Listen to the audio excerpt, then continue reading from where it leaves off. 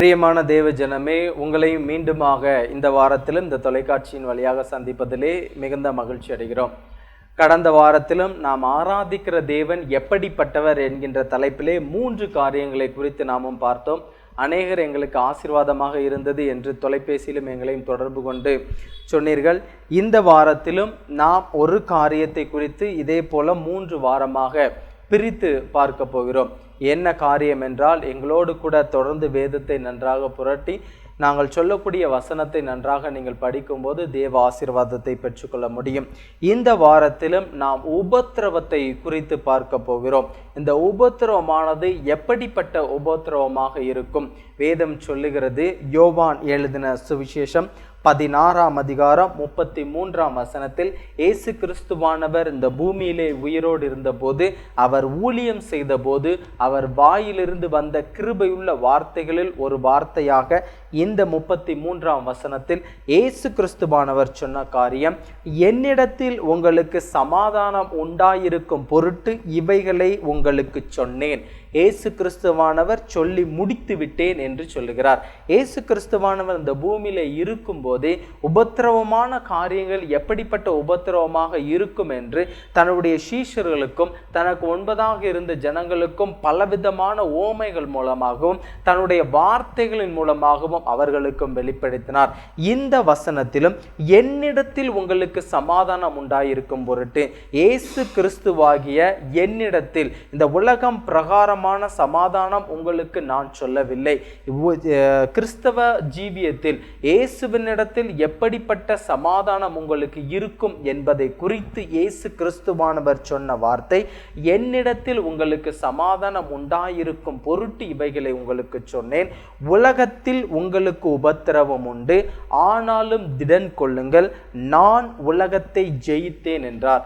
இயேசு கிறிஸ்துவானவர் இந்த பூமியில இருந்தபோது அவருக்கும் விரோதமாக பரிசேயரும் சதுசேயரும் வேத பாரகர்களும் பலவிதமான போர் சேவகர்களும் 100க்கு அதிபதிகளும் அவரை எப்படியாவது இந்த விஷயத்தில் மாட்டிவிட வேண்டும் என்று பலரும் வகை தேடினாலும் உலக பிரகாரமான உபத்திரவங்கள் எந்த உபத்திரவமும் இயேசு கிறிஸ்துவை அணுகவில்லை.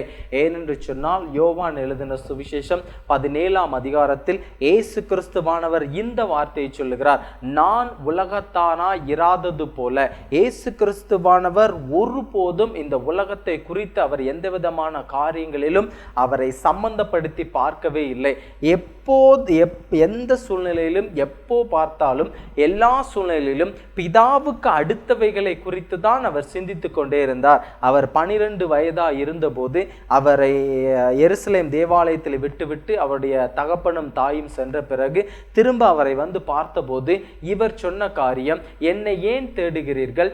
என் பிதாவுக்கு அடுத்தவைகளை நான் செய்ய வேண்டியதில்லையா? என் பிதாவுக்கு அடுத்த காரியங்கள் என்ன இருக்கிறது என்பதை நான் நிச்சயமாக செய்ய வேண்டும் என்று இயேசு கிறிஸ்துவானவர் தன்னுடைய தாய் தகப்பனிடத்தில் சொன்னார். அப்படிப்பட்ட இயேசு கிறிஸ்துவானவர் சொன்ன ஒரு வார்த்தை, உலகத்திலே உங்களுக்கு உபத்திரவம் உண்டு, ஆனாலும் திடன் கொள்ளுங்கள், நான் உலகத்தை ஜெயித்தேன். இயேசு கிறிஸ்துவானவர் உலகத்தை ஜெயித்து விட்டேன் என்று இந்த காரியத்தை சொல்கிறார். இந்த காரியத்தை சொல்வதற்கு முன்பதாக இதற்கு அடுத்த காரியங்களில் தான் இயேசு கிறிஸ்துவானவர் சிலுவை மரத்தில் ஏற்றப்படுகிறார். ஆனாலும் அதற்கு முன்பதாகவே நான் உலகத்தை ஜெயித்து விட்டேன் என்று இயேசு கிறிஸ்துவானவர் சொல்கிறார்.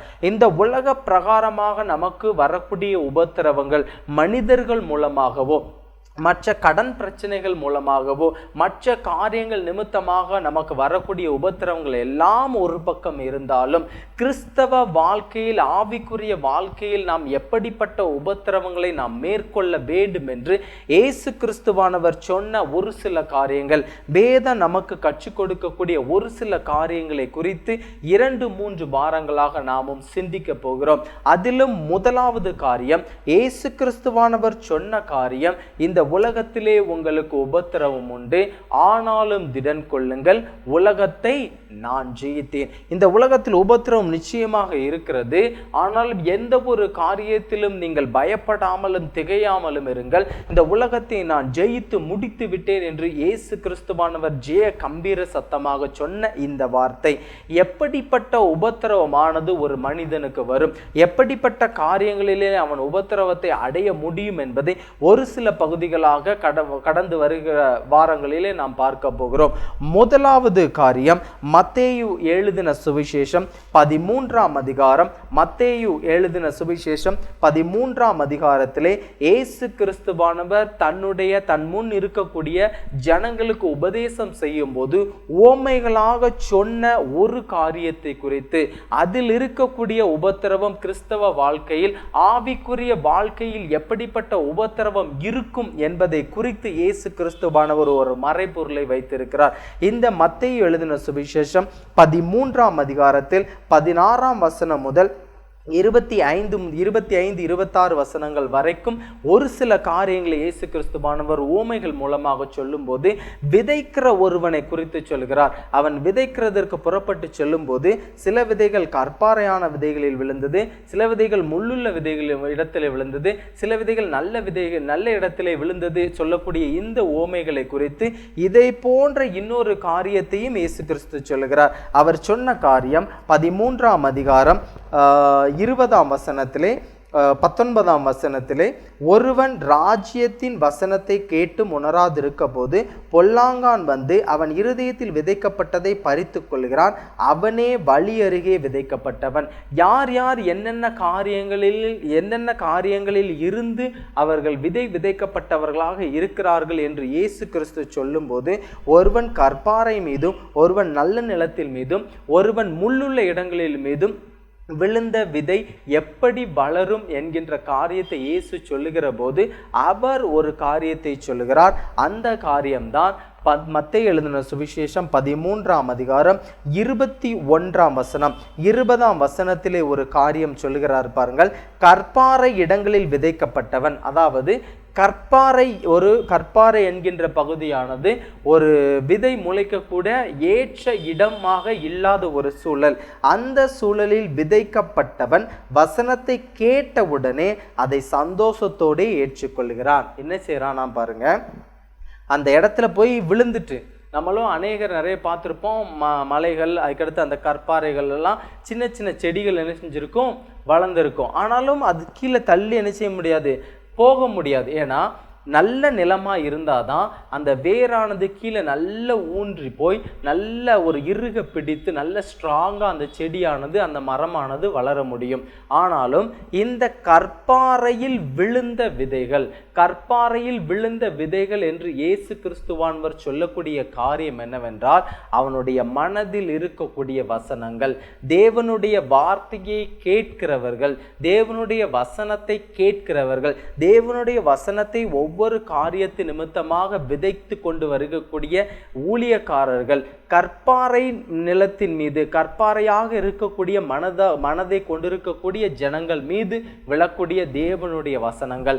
அது என்ன ஆகுதாம் பாருங்க, கற்பாறை இடங்களில் விதைக்கப்பட்டவன் வசனத்தை கேட்டவுடனே அதை சந்தோஷத்தோடு ஏற்றுக்கொள்கிறான். நம்மளும் பலவிதமான பிரச்சனைகளோடும், பலவிதமான போராட்டங்களோடும், பலவிதமான துன்பங்களோடும் என்ன செய்வோம், ஆலயத்துக்குள்ள வருவோம். வேதம் சொல்லுகிறது, இயேசு கிறிஸ்துவானவர் சொன்னார் ஆரம்பத்திலே நாம் பார்த்த வசனத்தின்படி, உலகத்திலே உங்களுக்கு உபத்திரவம் உண்டு. நாமும் அநேக விதமான உபத்திரவங்களினாலும் அநேக விதமான போராட்டங்களினாலும் என்ன செய்வோம், இந்த ஆலயத்திற்குள்ள நம்ம வரும்போது ஊழியக்கார ஐயா நமக்காக ஜெபம் பண்ற மாதிரி இருக்கும், நமக்காக வசனங்களை சொல்ற மாதிரி இருக்கும், நமக்கான ஆசீர்வாதங்களை தர்ற மாதிரி இருக்கும், நம்ம மனதில் இருக்கக்கூடிய வேதனைகள் எல்லாவற்றையும் அவர்கள் ஸ்டேஜில் பேசுற மாதிரியே இருக்கும். அந்த நேரத்தில் நமக்கு ஒரு மிகப்பெரிய சந்தோஷம் வரும், மிகப்பெரிய ஆசீர்வாதம் வரும். இனிமே நான் எந்த காரியத்துக்கும் கலங்க மாட்டேன், இனிமே நான் எந்த காரியத்திற்கும் நான் திகைச்சு நிற்க மாட்டேன், எனக்கு என் தேவன் ஊழியக்காரரின் நிமித்தமாக என்னோடு பேசிவிட்டார் என்கின்ற ஒரு தைரியம், ஒரு தன்னம்பிக்கை நமக்குள்ள வரும். அப்படிப்பட்டவர்கள் எப்படி இருப்பாங்கன்னா, வசனத்தை கேட்ட உடனே ரொம்ப சந்தோஷமா இருப்பாங்களாம். வசனத்தை கேட்ட உடனே அவங்களுக்குள்ள என்ன செய்யுமா, ஒரு சந்தோஷத்தோடு அதை ஏற்றுக்கொண்டு 21ஆம் வசனம் சொல்கிறது, ஆகிலும் தனக்குள்ளே வேறில்லாதவனாய் கொஞ்ச காலம் மாத்திரம் நிலைத்திருப்பான். என்ன செய்வானா, தனக்குள்ள வேர் இருக்காது. இந்த கற்பாறை மேலே விதைக்கப்பட்ட இந்த விதை என்ன செய்யும், கொஞ்சம் தண்ணி கிடைச்சதுக்கு அப்புறம் அப்படி வளரும். வளர்ந்து அந்த பாறையை தாண்டி அதால் என்ன செய்ய முடியாது, போக முடியாது. பிரியமான தேவ ஜனமே, இன்னைக்கும் அநேகரும் எப்படி இருக்கும், தேவனுடைய வசனத்தை மனதில் கேட்ட உடனே ஆஹா தேவன் நமக்கு நல்ல ஒரு ஆசீர்வாதத்தை கொடுத்து விட்டார், தேவன் நமக்கு ஒரு மிகப்பெரிய அற்புதத்தை கொடுத்து விட்டார், தேவன் நமக்கு ஒரு மிகப்பெரிய சந்தோஷத்தை கொடுத்து விட்டார் என்று உள்ளத்தில் நம்ம நினச்சிட்டே இருப்போம். ஒரு வாரம் 10 நாள் 1 மாதம் அந்த வசனத்தை அப்படியே பிடிச்சிக்கிட்டே இருப்போம். நமக்குள்ள என்ன செய்யாது, வேர் உள்ளே இறங்காது, தேவனிடத்தில் விசுவாசம் அதிகமாக இருக்காது. அப்படிப்பட்ட சூழ்நிலையில் என்ன வருமாம் பாருங்க, கொஞ்ச காலம் மாத்திரம் நிலைத்திருப்பான். 21ஆம் வசனம், வசனத்தின் நிமித்தம் உபத்திரவமும் துன்பமும் உண்டான உடனே இடரல் அடைவான்.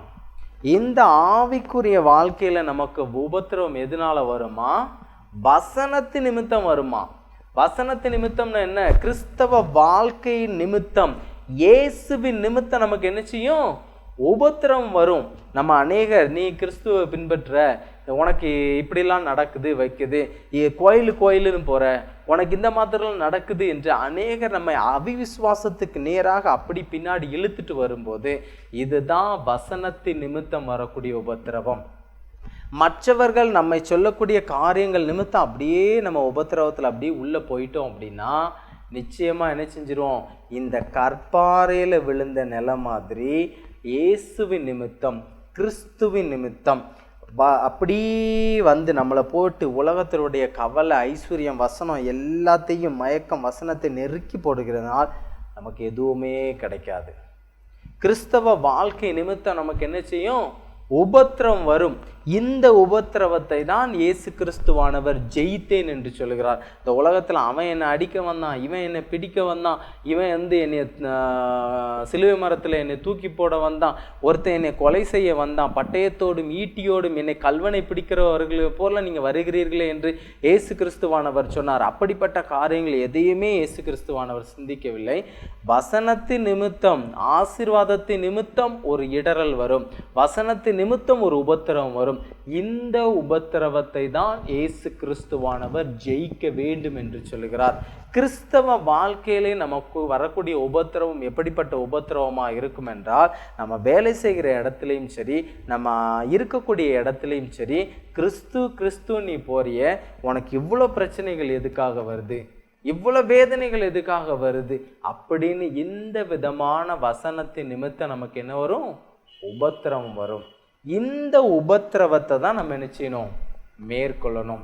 அதை எல்லாவற்றையும் விட்டு நம்முடைய மனதை, கற்பாறையாக இருக்கக்கூடிய மனதை உடைச்சு தூர தள்ளிட்டு நல்ல நிலமுள்ள மனதாக நம்ம மாற்றும் போது வசனத்தின் நிமித்தமும் கிறிஸ்துவின் நிமித்தமும் மற்றவர்கள் நிமித்தமும் நம்ம வரக்கூடிய எல்லா உபத்திரவத்தையும் நீங்களாக்கி நம்ம என்ன செய்வார், தேவன் ரட்சிப்பார். இப்படிப்பட்ட உபத்திரவம், முதலாவது உபத்திரவம் என்ன, வசனத்தின் நிமித்தம் வரக்கூடிய உபத்திரவம். வசனத்தின் நிமித்தம் வரக்கூடிய உபத்திரவம் எப்படி இருக்குன்னு சொல்லுங்க, மற்றவங்க நம்மளை நெருக்கிற உபத்திரவமா இருக்கும், கிறிஸ்துவின் நிமித்தம் நம்ம போராடுகிற நெருக்கமாக இருக்கும், கிறிஸ்துவின் நிமித்தம் நம்ம ஏளனம் செய்யக்கூடிய உபத்திரவமாக இருக்கும், கிறிஸ்துவின் நிமித்தம் நம்மளை அடிக்கிற உபத்திரவமாக இருக்கும், கிறிஸ்துவின் நிமித்தம் நம்ம நிந்திக்கிற உபத்திரவமாக இருக்கும், கிறிஸ்துவின் நிமித்தம் இவன் என்ன ஜீவியம் பண்ணுறான், இவன் என்ன ஆலயத்துக்கு போகிறான், இவன் ஏன் இந்த மாதிரி செய்கிறான், இப்படிப்பட்ட காரியங்கள் நிமித்தமாக வரக்கூடிய உபத்திரவங்களை தான் நாம் ஜெயிக்க வேண்டும் என்று இயேசு கிறிஸ்து சொல்கிறார். அப்படிப்பட்ட உபத்திரவத்தை தான் இயேசு கிறிஸ்துவானவர் ஜெயித்தார்.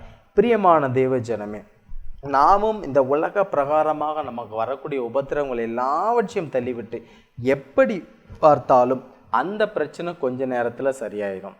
நமக்கு கடன் பிரச்சனை இருந்தாலும் சரி, மற்றவர்கள் நிமித்தமாக வரக்கூடிய பிரச்சனை எதுவாக இருந்தாலும் சரி, உலக பிரகாரமாக நமக்கு வரக்கூடிய உபத்திரவங்கள் எல்லாம் கொஞ்ச நேரத்தில் சரியாயிரும் அல்லது கொஞ்ச நாளில் சரியாயிரும். ஆனாலும் கிறிஸ்துவின் நிமித்தம், கிறிஸ்தவ வாழ்க்கையின் நிமித்தம் நமக்கு வரக்கூடிய உபத்திரவங்கள் எல்லாம் நாம் சகிச்சு பொறுமையோடு இருந்தோம் அப்படின்னா, இயேசு கிறிஸ்துவானவர் எப்படி ஜெயம் கொண்டவராய் பரலோகத்தில் இருக்கிறாரோ அதே போல, ஏசப்பா நிமித்தம் வரக்கூடிய உபத்திரவம் எல்லாவற்றையும் நான் பொறுமையாக சகிச்சுக்கிட்டேனப்பா, கிறிஸ்துவுக்காக நான் அதை குப்பையும் வெறுமையுமா நினைச்சேன், இன்னைக்கு நான் ஜெயம் பெற்றேன், உம்மோடு கூட வர்றதுக்கு நான் தகுதியுள்ளவனாக இருக்கிறேன் என்று இயேசுனுடைய சமூகத்தில் நாம் இருக்க முடியும்.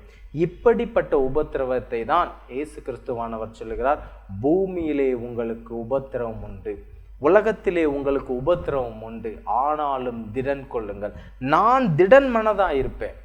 எல்லாரும் சொல்லலாம், இன்னைக்கு நான் இயேசு கிறிஸ்துவின் நிமித்தம், வசனத்தின் நிமித்தம் எனக்கு துன்பம் வந்துச்சு அப்படின்னா நான் திடன் உள்ளவனா இருப்பேன். ஏனென்று சொன்னால் நாம் வாழக்கூடிய வாழ்க்கை, பவுல் சொல்லுகிறான், நம்முடைய குடியிருப்போ பரலோகத்தில் இருக்கிறது. இயேசு கிறிஸ்துவானவர் எப்படி பரலோகத்தில் இருக்கிறாரோ அதே போல என் அப்பாவின் சமூகத்தில் நான் உபத்திரவத்தை எல்லாவற்றையும் அனுபவித்து விட்டு ஜெயம் கொள்ளுகிறவனாய் என் தேவனிடத்தில் இருப்பேன் என்று நாம் சொல்ல முடியும். ஜெபம் செய்வோமா? அன்பின் பரலோக பிதாவையுமே துதிக்கிறோம், சோத்தரிக்கிறோம் அப்பா. ஒருவராய் பெரிய அதிசயங்கள் செய்கிறவரையுமே துதிக்கிறோம், சோத்தரிக்கிறோம் அப்பா. நீர் சொன்னீரப்பா, உலகத்திலே உங்களுக்கு உபத்திரவம் உண்டு, ஆனாலும் திடன் கொள்ளுங்கள், நான் உலகத்தை ஜெயித்தேன் என்று சொன்னீர் ஆண்டவரே. ஆண்டவரே, வசனத்து நிமித்தம் வரக்கூடிய உபத்திரவம் முதலாவது காரியமாக, வசனத்து நிமித்தம், கிறிஸ்தவ வாழ்க்கை நிமித்தம், கிறிஸ்துவின் நிமித்தம் எங்களுக்கு வரக்கூடிய உபத்திரவங்கள் எல்லாவற்றையும் நாங்கள் சகித்து கொண்டு கிறிஸ்துவுக்குள் நாங்கள் நிலை பெற்று இருக்கிறவர்களாக, கற்பாறையாக இருக்கக்கூடிய எங்களுடைய மனதில் எல்லாம் உடைக்கப்பட்டு நல்ல நிலமாக நாங்கள் மாற்றி எங்களுடைய கிறிஸ்தவ வாழ்க்கையின் வேரை நன்றாக ஊனி கிறிஸ்துவுக்குள் ஜெயம் பெற நீர் கிருபை கொடுக்க வேண்டுமா ஜெபிக்கிறோம் ஆண்டவரே. பார்த்து கொண்டிருக்கக்கூடிய உம்முடைய பிள்ளைகள் உம்முடைய கரத்தில் ஒப்பு கொடுக்கிறோம். யாரெல்லாம் உலக பிரகாரமாக உபத்திரவங்களை சகித்து கொண்டிருக்கிறார்களோ, கிறிஸ்துவுக்குள் என்னென்ன காரியங்கள் நிமித்தம் உபத்திரவங்களை சகித்து கொண்டிருக்கிறார்களோ அவர்களுக்கு ஏற்ற பலனையும் ஆசீர்வாதத்தை நீர் கொடுக்க வேண்டுமா ஜெபிக்கிறோம் அப்பா. பலவீனத்தினாலும் சுகவீனத்தினாலும் போராடி கொண்டிருக்கக்கூடிய உம்முடைய பிள்ளைகளை உம்முடைய ஆணி பாய்ந்த கரத்தினால் தொட்டு நீங்கள் ஆசீர்வதிங்க. பலத்தினாலும் சுகத்தினாலும் இடைக்கட்டுங்கப்பா. ஆண்டவர், அவர்கள் எழுந்து உமக்காக ஊழியம் செய்ய, உமக்காக ஓட, தங்களுடைய வேலைகளை செய்ய நீர் கிருபை கொடுக்கணுமா ஜெபிக்கிறோம் அப்பா. உம்முடைய கரத்தில் எங்களை ஒப்பு கொடுக்கிறோம், வழி நடத்தும், ஆசீர்வதியும். இயேசுவின் மூலம் ஜெபிக்கிறோம் எங்கள் ஜீவனுள்ள நல்ல பிதாவே, ஆமென்.